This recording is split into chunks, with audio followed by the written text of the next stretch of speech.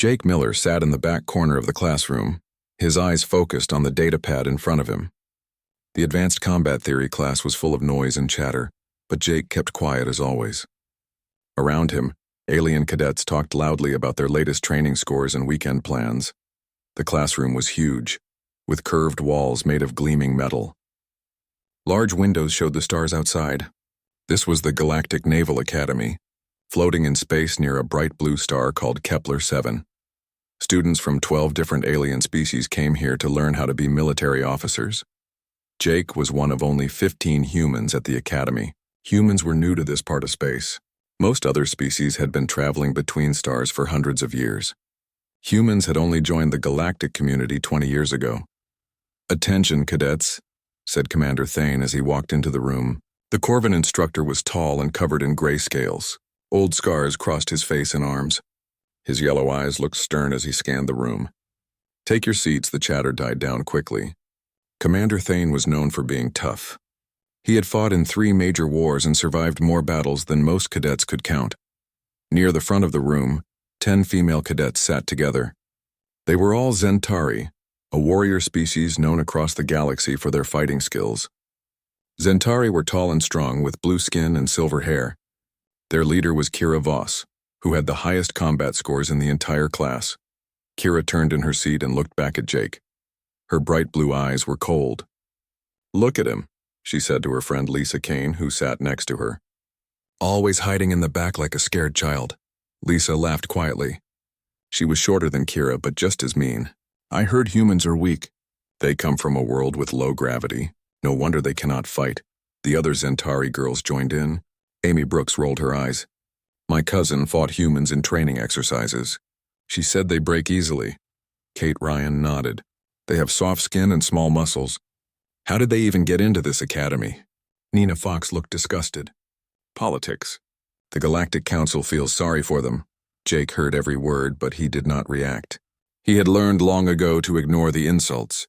His fingers moved across his datapad as he took notes on Commander Thane's lesson about battle tactics. "Today we will discuss the Battle of Rigel 7, Commander Thane said. His voice echoed in the large room. "Who can tell me the main reason the Federation forces won that battle?" Several hands shot up. Kira's hand was highest. Commander Thane pointed at her. "Superior firepower, sir," Kira said with confidence. "The Federation had more ships and better weapons." "Wrong," Commander Thane replied. "Anyone else?" More hands went up. Zentari cadets always volunteered first. They loved to show off their knowledge. Zoe Bell tried next. "Better training, sir?" "No." Tara Wells raised her hand. "Faster ships?" "Incorrect." Commander Thane looked around the room. His eyes stopped on Jake, who had not raised his hand. "Cadet Miller, what do you think?" Jake looked up from his datapad. Every head in the room turned to stare at him. He could feel the Zentari girls watching him with amused expressions. "The Federation won because they adapted their strategy during the battle," Jake said in a quiet voice. "The enemy had better ships and more experience. But when the Federation's first attack failed, they changed their plan. They used the asteroid field to hide their smaller ships and attacked from 3 directions at once." Commander Thane's expression did not change, but Jake saw a small nod. "Correct. The ability to adapt and change tactics during combat is more valuable than raw strength or superior weapons." Kira's face turned darker blue, which meant she was angry. She did not like being wrong, especially when a human gave the right answer. After class, the Zentari girls gathered around Kira. They spoke in low voices, but Jake could hear them as he packed his datapad. "How did he know that?" Lisa asked. "Lucky guess," Kira replied. "I bet he just memorized some old textbook." Beth Cole crossed her arms. "He never fights in the practical exercises.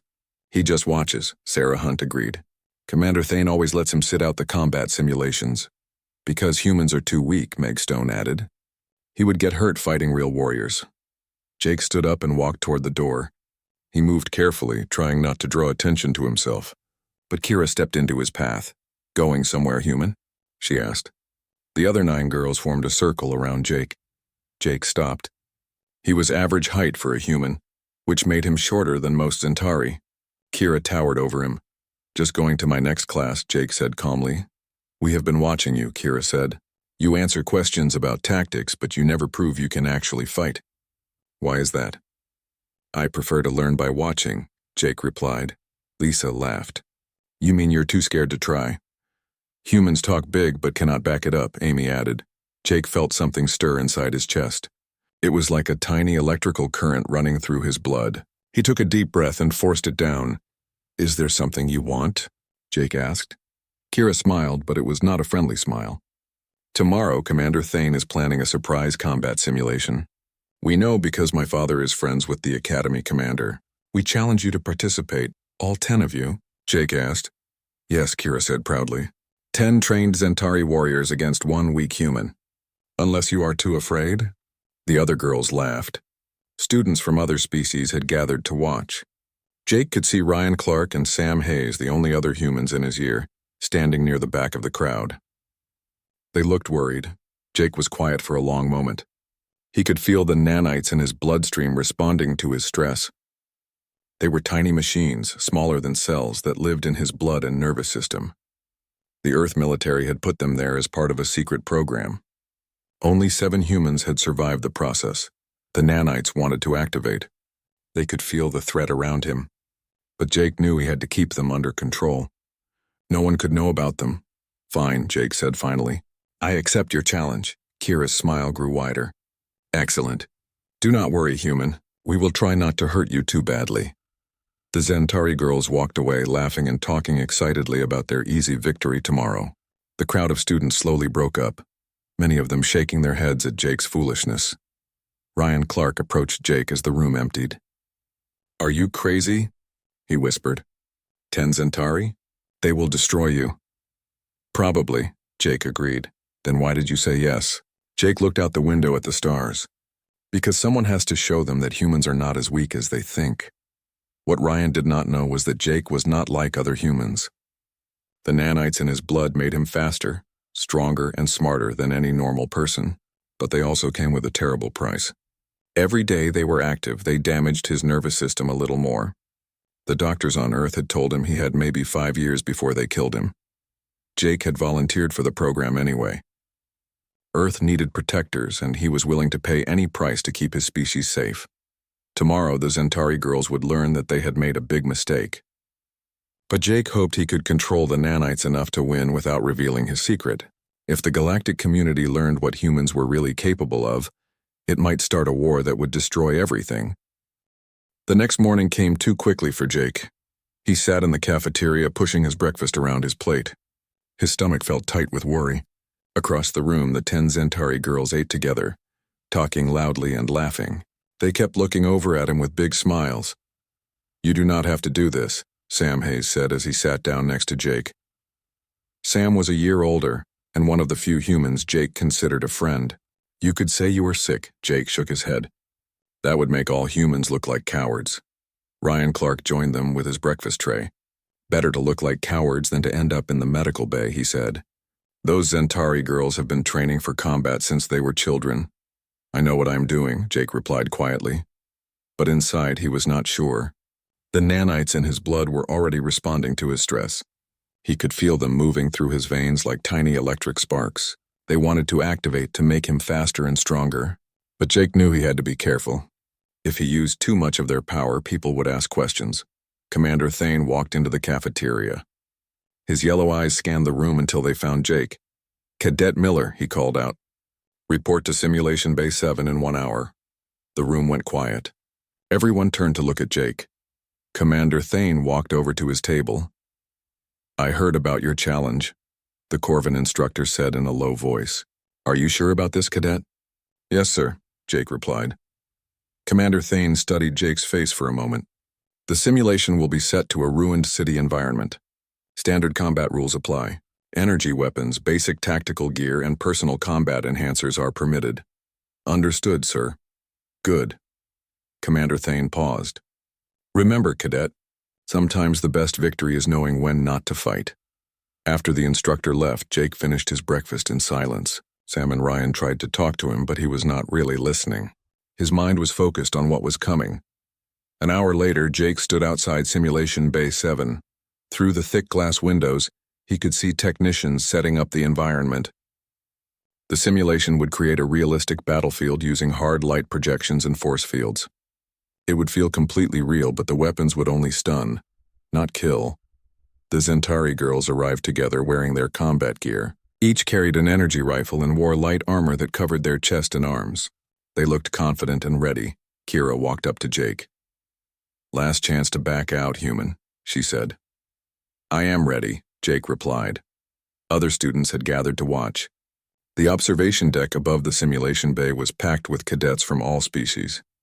Jake could see Sam and Ryan in the front row looking worried. Commander Thane entered the control room. His voice came over the speakers. "This is a standard combat simulation. The objective is simple, last man standing. The environment is a ruined city with multiple levels and hiding spots. Stunner weapons only. The simulation will end when only one side remains conscious." Jake looked down at his own gear. He had the same basic equipment as the Zentari girls: energy rifle, light armor, and a small pack with supplies. But hidden under his uniform, the nanites in his bloodstream were already preparing for battle. "Cadets, enter the simulation chamber," Commander Thane announced. Jake followed the 10 Zentari girls into the large white room. As soon as the door closed, the walls began to change. Hard light projections created the illusion of a destroyed city. Broken buildings rose around them with collapsed walls and rubble everywhere. The smell of smoke filled the air.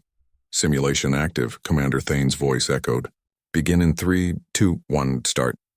The Zentari girls immediately split into 2 groups. Kira led 5 of them to the left, while Lisa took the other 4 to the right. They moved fast and quiet, using hand signals to communicate. Jake ducked behind a pile of concrete blocks and watched them go. He knew they planned to surround him. It was a smart tactic. 10 against 1 meant they could attack from all directions. For the first few minutes, Jake stayed hidden. He could hear the Zentari girls moving through the ruins, searching for him. Their boots made soft sounds on the broken concrete. "Where is he?" He heard Amy whisper somewhere to his left. "Keep looking," Kira's voice replied. "He cannot hide forever." Jake moved carefully from one hiding spot to another. The nanites in his blood were making his senses sharper. He could hear heartbeats and smell the different scents of his opponents. But he fought to keep the nanites under control. He could not let them fully activate yet. An energy blast hit the wall next to his head. Kate Ryan had spotted him from a broken window above. Jake rolled behind an overturned vehicle as more shots rained down around him. "Found him!" Kate shouted. Suddenly, Zentari warriors were coming at him from 3 directions. Nina Fox and Zoe Bell ran toward him from the front, while Tara Wells and Beth Cole moved in from the sides. Jake raised his rifle and fired back. His shots were accurate, but the Zentari girls were fast. They dodged and rolled, using their natural speed to avoid his weapon blasts. "He is not that bad," Lisa called out as she moved to another position. "But 10 against 1 is still 10 against 1. Jake fell back deeper into the ruins. The Zentari girls followed, staying spread out so he could not target more than 1 at a time. They were patient and careful, just like they had been taught. From the observation deck, Jake could hear other students making bets about how long he would last. Most gave him less than 5 minutes. "The human is doing better than I expected," said a Corvin cadet. "He is just running and hiding," replied a Vegan student. "That is not fighting." Jake reached the center of the ruined city, where a tall building had collapsed into a pile of broken concrete and twisted metal. He climbed up the rubble pile, trying to get to higher ground, but the Zentari girls had anticipated this. They had spread out in a wide circle around the collapsed building. No matter which way Jake tried to go, he would face multiple opponents. "Give up now, human," Kira called out from behind a concrete wall. "You fought well, but this is over." Jake crouched behind a large piece of debris and checked his rifle's power level. He had used about half his energy shots. The Zentari girls had barely used any of theirs because they had been more focused on positioning than shooting. He could hear them moving closer. Sarah Hunt and Meg Stone were climbing up the rubble pile from the east side. Amy Brooks and Kate Ryan were coming from the west. The others had positions that blocked all the exits. The nanites in Jake's bloodstream were getting more active. They could sense the danger he was in. They wanted to help him, to make him faster and stronger. But Jake knew that if he let them fully activate, everyone would see abilities that no normal human should have. An energy blast hit his shoulder, making his arm go numb. Tara Wells had gotten close enough for a clear shot. Jake stumbled and almost fell. "Got him!" Tara shouted, More shots came from different directions. Jake's left leg was hit, then his back. The stun blasts were not painful, but they made his muscles stop working properly. He could feel himself getting weaker. "End this," Kira ordered. "All units converge on target."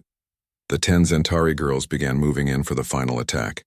They came from every direction, their weapons ready. Jake was trapped in the center with nowhere to run. He closed his eyes and made a decision that would change everything. The nanites were part of a secret Earth military program called Storm Protocol. Only 7 humans had ever survived the integration process. Jake was one of them. "Storm Protocol Alpha," he whispered. The nanites in his bloodstream responded instantly. Jake felt electricity race through his nervous system. His heart rate doubled, then tripled. His muscles became stronger, his reflexes became faster, and his mind began processing information at superhuman speed. When Jake opened his eyes, the world looked different. He could see the heat signatures of all 10 Zentari girls through the walls. He could hear their heartbeats and predict their movements based on tiny changes in their breathing. The first Zentari to reach him was Sarah Hunt. She came over the top of the rubble pile with her rifle raised. But Jake was no longer where she expected him to be. He moved like liquid lightning, faster than any normal human could move. Sarah's shot missed by inches. Before she could fire again, Jake had taken her weapon and stunned her with a single precise blast. "Sarah is down," Meg Stone shouted as she tried to get a clear shot at Jake, but Jake was already moving. He leaped from rock to rock with impossible grace, dodging energy blasts that seemed to move in slow motion. The nanites had enhanced every part of his body. He was no longer just human. In the observation deck, the watching students fell silent. What they were seeing was not possible. No human should be able to move like that. Commander Thane leaned forward in his chair, his yellow eyes wide with surprise. "What in the 7 hells?" he muttered. Jake moved through the ruined city like a ghost made of lightning. The nanites had transformed him into something beyond human. Every muscle in his body worked at peak efficiency. His mind processed battle information faster than any computer. Meg Stone tried to track him with her rifle, but Jake was too fast. He appeared behind her before she could turn around. A single stun blast dropped her to the ground. "2 down," Jake said quietly to himself. In the observation deck, students pressed against the windows in disbelief. Ryan Clark grabbed Sam Hayes' arm. "How is he doing that?" Ryan whispered. "I do not know," Sam replied, his voice full of shock. Jake never moved like that in any training exercise. On the battlefield, Kira Voss was starting to panic. Her carefully planned attack was falling apart. "Spread out," she shouted to her remaining team. "Do not let him pick us off one by one." But the Zentari girls were fighting an enemy they did not understand. Jake was no longer thinking like a normal person. The nanites had enhanced his tactical awareness to superhuman levels. He could predict their movements before they made them. Amy Brooks and Kate Ryan tried to flank him from opposite sides. They moved carefully, using their training to stay hidden behind broken walls. But Jake could see their heat signatures through the concrete. He could hear their breathing, their heartbeats, even the small sounds their equipment made. He waited until they were both in position, then moved with impossible speed. Jake ran straight up a vertical wall, using tiny cracks in the concrete for handholds that no normal person could use. Amy looked up just in time to see him leap from the wall above her. Jake landed behind Amy with perfect balance. Before she could react, he had stunned her and taken her weapon. Kate tried to shoot him, but Jake threw Amy's rifle with perfect accuracy, knocking Kate's weapon out of her hands. "4 down," Jake said as he stunned Kate. The remaining Zentari girls were now truly frightened. They had never seen anyone move like this. Jake seemed to be everywhere at once, striking from impossible angles. "What is he?" Nina Fox asked, her voice shaking. "I do not know," Lisa Kane replied, "but we need to work together or we will all lose." The 6 remaining Zentari girls formed a tight circle, back to back, with their weapons pointed outward. It was a defensive formation designed to prevent surprise attacks. Jake studied them from his hiding spot behind a collapsed wall. The nanites were showing him dozens of ways to defeat them, calculating angles and timing with mathematical precision. But Jake knew he had to be careful.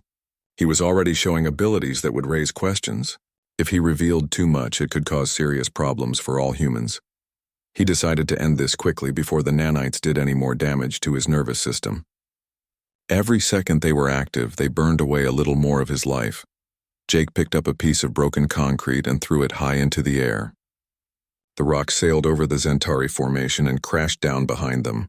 All 6 girls turned toward the sound. That was the opening Jake needed. He moved faster than the human eye could follow, appearing in the center of their formation like magic.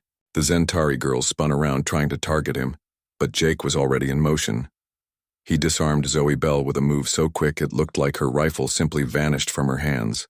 Tara Wells fired at him, but Jake had already dropped to the ground and swept her legs. She fell hard onto the concrete. Beth Cole and Sarah Hunt tried to coordinate their shots, but Jake moved between them like liquid. He used Beth's own momentum against her, spinning her around and into Sarah. Both girls went down in a tangle of arms and legs. "This is impossible," Nina Fox whispered as Jake turned toward her. "Nothing is impossible," Jake replied. "You just have to know how to adapt." Nina raised her rifle, but her hands were shaking. Jake moved to the side and her shot went wide. He stunned her with a gentle blast that barely seemed to slow him down. That left only Kira Voss and Lisa Kane. The 2 leaders of the Centauri group stood back to back, their weapons ready. But Jake could see the fear in their eyes. They knew they were facing something beyond their understanding. "What are you?" Kira demanded. "No human can do what you just did." Jake paused. The nanites were urging him to finish the fight quickly.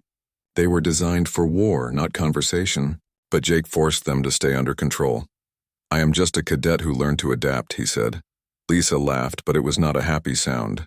"Adapt? You moved faster than our eyes could track. You climbed a vertical wall with your bare hands. That is not adaptation. That is something else." Jake knew she was right. He had revealed too much already. But there was no going back now. Kira and Lisa attacked together, firing their weapons while moving in opposite directions. It was their last desperate attempt to win. But to Jake, enhanced by the nanites, their movement seemed slow and predictable. He jumped straight up, higher than any human should be able to jump. The energy blasts passed harmlessly beneath him. While he was in the air, Jake fired 2 precise shots. Both Centauri girls fell to the ground, stunned. The simulation chamber fell silent. Jake stood alone among the 10 unconscious Centauri warriors. His breathing was steady and he did not even look tired. In the observation deck, no one spoke for a long moment. Then the whispers began. "How did he do that?" asked a Vegan student. "Humans are not supposed to be that fast," said a Corvan cadet.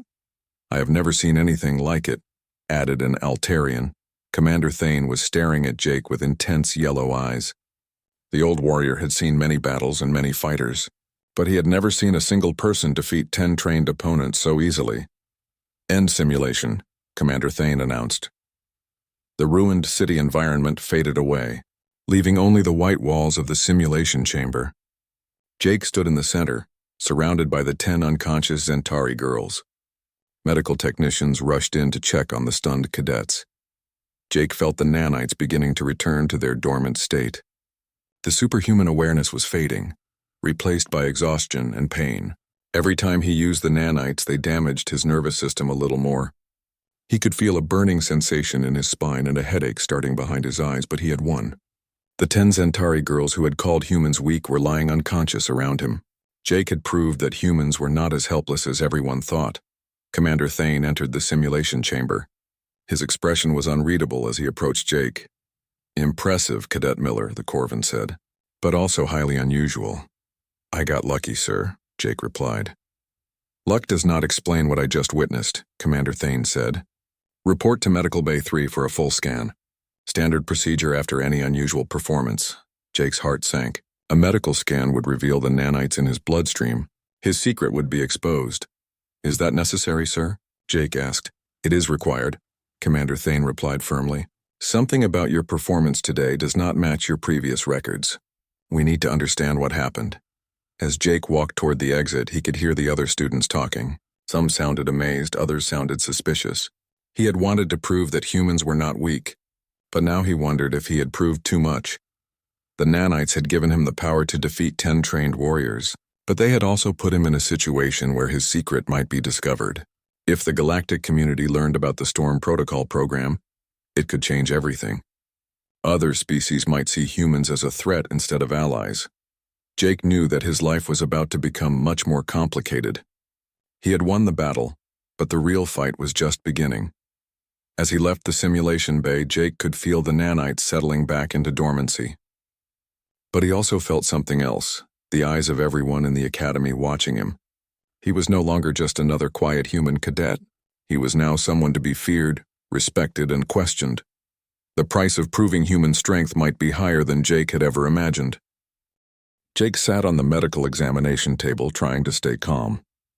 The scanner hummed quietly as it passed over his body. Dr. Vex, a thin Altarian with large black eyes, watched the readings on her screen with growing confusion. "This is very strange," Dr. Vex said, her voice high and musical. "Your blood shows traces of artificial nanomachines. Microscopic robots are flowing through your circulatory system." Jake's heart began to beat faster. "Is that bad, Doctor?" "It is illegal," Dr. Vex replied. "The Galactic Accords forbid biological enhancement using nanomachines. They are considered too dangerous and unpredictable." Before Jake could respond, the door opened. Commander Thane entered, followed by a woman Jake had never seen before. She was human, middle-aged, with short gray hair and sharp blue eyes.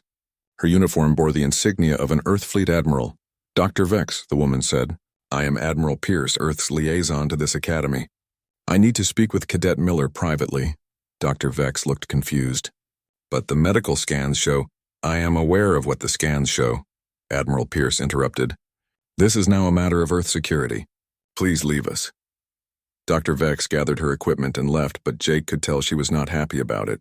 Commander Thane remained in the room, his yellow eyes fixed on Jake. "Cadet Miller," Admiral Pierce said as she sat down across from him, "you have caused quite a stir today. 10 Centauri cadets defeated by 1 human? That kind of performance raises questions." "I got lucky," Jake said again. Admiral Pierce smiled, but it was not a warm expression. "Luck does not explain nanomachines in your bloodstream. Luck does not explain reflexes that are 5 times faster than human normal. Luck does not explain the ability to jump 3 meters straight up." Jake realized there was no point in lying anymore. "How long have you known?" "We have been monitoring all Storm Protocol subjects since they arrived at various academies," Admiral Pierce replied. "You are one of 7 successful integrations. The other 6 are stationed at different schools across the galaxy." Commander Thane stepped forward. "Storm Protocol? What is this program?" Admiral Pierce looked at the Corvin instructor. "Classified Earth military technology, nanomachine integration designed to enhance human combat capabilities." "That violates the nanomachine accords," Commander Thane said, his voice angry. "Every species agreed those technologies were too dangerous after the Vegan cybernetic wars. Earth was not part of the galactic community when those accords were signed," Admiral Pierce replied calmly. "We were developing defensive technologies to protect ourselves in a galaxy full of species that had been fighting wars for centuries."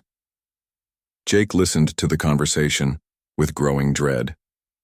This was exactly what he had feared. His secret was out, and now it was becoming a diplomatic incident.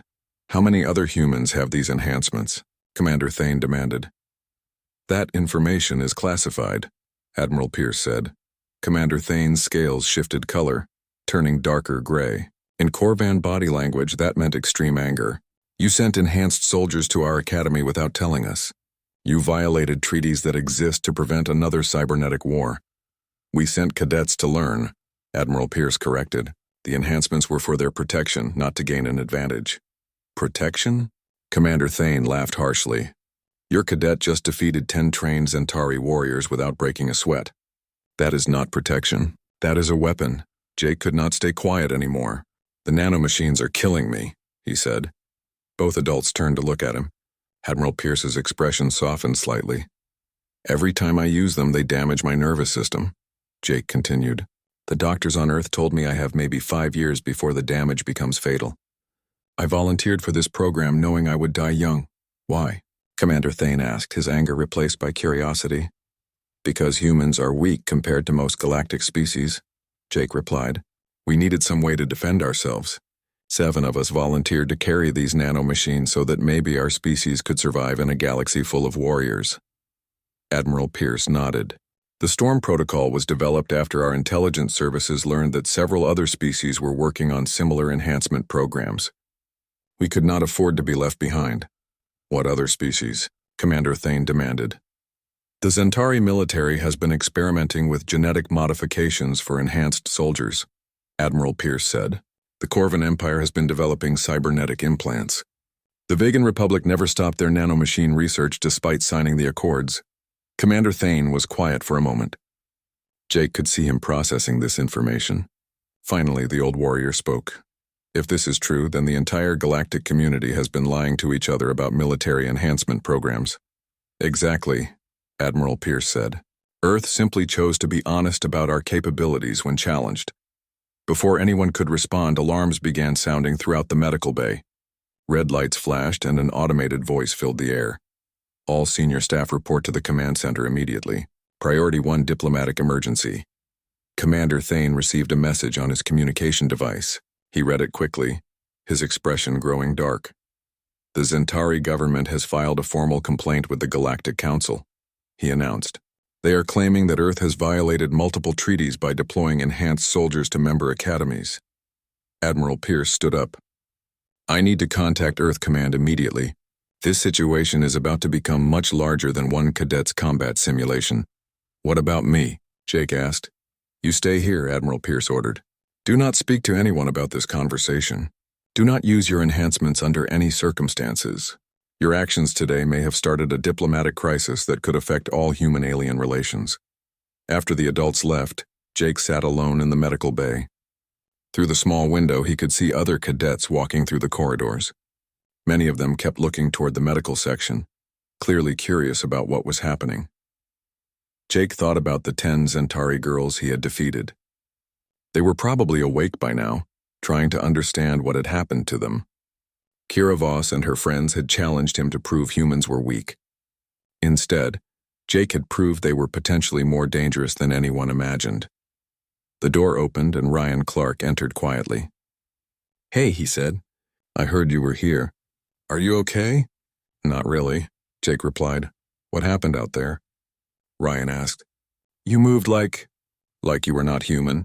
Jake looked at his friend. Ryan deserved to know the truth, but Admiral Pierce had ordered him to stay silent. I cannot talk about it, Jake said finally. Ryan nodded, understanding. Fair enough. But Jake, whatever is going on, it is bigger than just you now. The whole academy is talking. Students are asking questions about what humans are really capable of.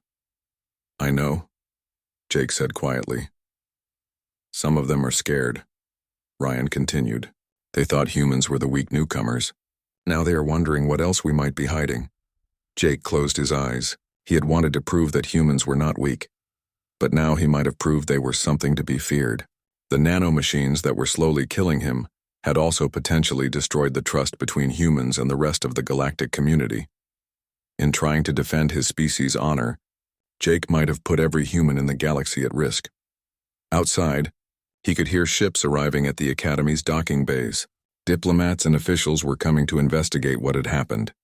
Soon the quiet cadet named Jake Miller would be at the center of a galactic controversy. The Storm Protocol nanomachines had given him incredible power, but they had also given him a terrible responsibility. Whatever happened next, Jake knew that his life as an ordinary Academy cadet was over forever. 3 days later, Jake stood in the Academy's main conference room facing a tribunal of alien officials. Representatives from 12 species sat at a curved table, their different faces all showing the same expression, concern mixed with suspicion. Admiral Pierce sat next to Jake, along with 2 other Earth officials who had arrived on a fast cruiser. Across the room, Kira Voss and her 9 teammates sat with the Zentari diplomatic representatives. All 10 girls still looked shaken from their defeat. This tribunal will now come to order, announced High Arbiter Zoran, a tall Altarian with silver skin. We are here to investigate the incident involving enhanced human capabilities and potential treaty violations. Jake's stomach felt tight. The nanomachines in his bloodstream were dormant, but he could still feel them like tiny sparks of electricity. Every day they remained in his system. They caused more damage to his nervous system. The headaches were getting worse, and sometimes his hands shook without warning. Cadet Jake Miller, High Arbiter Zoran continued, you are accused of using illegal biological enhancements during a combat simulation. How do you respond to this charge? Jake stood up. The room was completely silent. I admit that I have nanomachines in my bloodstream, he said clearly. But they are not illegal under Earth law, and Earth was not part of the galactic community when the nanomachine accords were signed. A Corvin representative slammed his hand on the table. Earth joined the galactic community 20 years ago. You agreed to follow our laws. Earth agreed to follow laws that existed when we joined, Admiral Pierce replied calmly.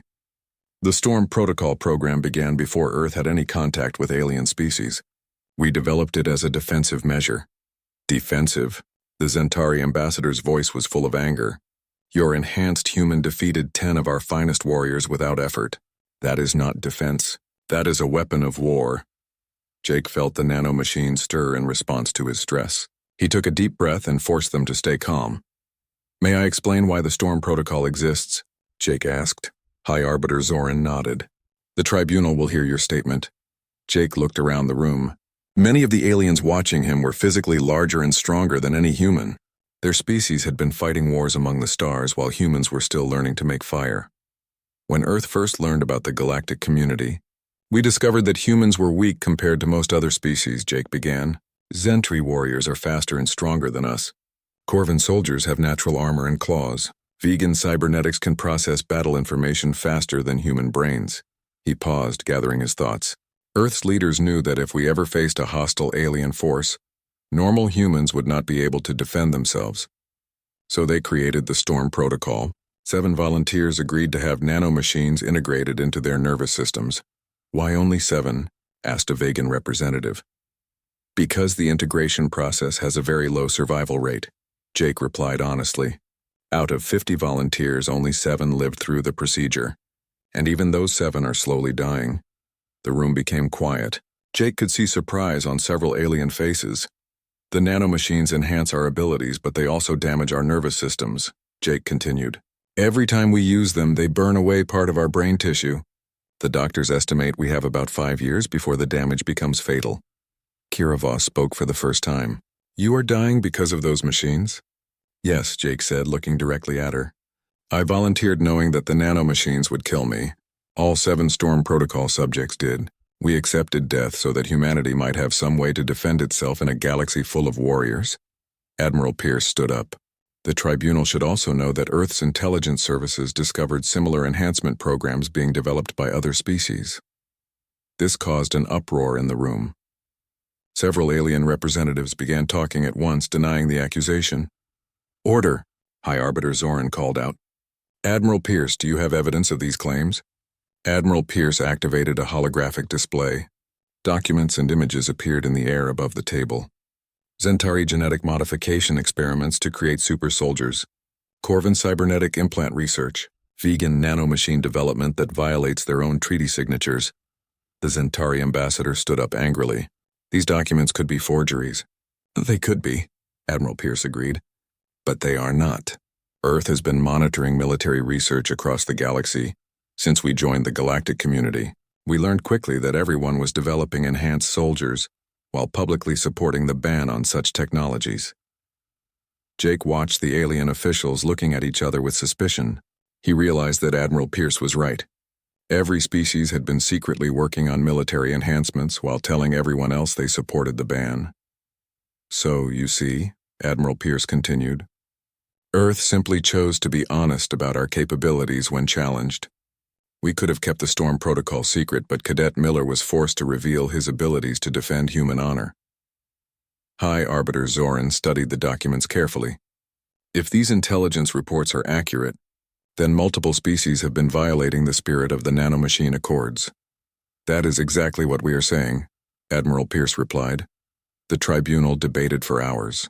Jake sat quietly, listening to aliens argue about treaties and laws and military advantages. Sometimes he felt the nanomachines responding to his emotions, wanting to activate when he became frustrated or angry. Finally, High Arbiter Zoran called for order. The tribunal has reached a decision. Given the evidence that multiple species have been developing enhancement technologies, we cannot single out Earth for punishment. However, this situation requires new agreements between all galactic species. What kind of agreements? Asked the Corvin representative. Complete transparency about military enhancement programs, High Arbiter Zoran announced. All species must declare their research and capabilities. The old nanomachine accords were clearly insufficient. Jake felt relief wash over him. He would not be punished for revealing his abilities. However, High Arbiter Zoran continued. Enhanced individuals like Cadet Miller represent a new category of beings in galactic society. Special protocols must be established for their training and deployment. After the tribunal ended, Jake walked back to his dormitory alone. Other cadets stared at him as he passed, but no one tried to stop him or ask questions. He was no longer just another student. He was something new and potentially dangerous. Kira Voss was waiting outside his room. The tall Zentari girl looked different than before. Her arrogant confidence was gone, replaced by something like respect. "I owe you an apology," she said quietly. "You do not owe me anything," Jake replied. "Yes, I do," Kira insisted. "I challenged you because I thought humans were weak. I wanted to humiliate you to prove Zentari's superiority, but you are dying to protect your species. That is not weakness, that is honor." Jake looked at the girl who had been his enemy just days before. "I did not want to hurt you or your friends. I just wanted to show that humans are not helpless." "You showed us much more than that," Kira said. "You showed us that humans are willing to sacrifice everything for their people. That is the mark of true warriors." She paused, then asked, "Will you teach me?" "Teach you what?" "The tactical thinking you used in the simulation," Kira explained. "Not the nanomachine abilities, but the way you analyzed our movements and predicted our strategies. I have never seen anything like it." Jake thought about her request. Building friendships with aliens might be more important than winning battles. "Yes," he said finally. "I will teach you what I can." As Kira walked away, Jake entered his room and sat on his bed. Through his window, he could see the stars of the Kepler system. Somewhere out there, 6 other humans carried the same nanomachines that were slowly killing him. All of them had made the same choice he had, to die young so that humanity might survive. The tribunal had ended well, but Jake knew his real challenges were just beginning. He was no longer a quiet cadet hiding in the back of the classroom. He was a symbol of human potential, and the price his species was willing to pay for survival. The nanomachines in his bloodstream would continue their slow work, burning away his nervous system bit by bit. But maybe in the time he had left, Jake could help build bridges between species instead of just fighting battles. The Storm Protocol had given him incredible power, but it had also taught him something more important. Sometimes the greatest strength comes from knowing what you are willing to sacrifice for others. Jake lay down on his bed, feeling the nanomachines settling into dormancy. Tomorrow would bring new challenges, new lessons, and new opportunities to prove that humans belonged among the stars. He would face them all, knowing that every day was a gift borrowed against his uncertain future. In trying to prove that humans were not weak, Jake had discovered something even more valuable: respect between former enemies, and the possibility that strength and sacrifice could build a better galaxy for everyone.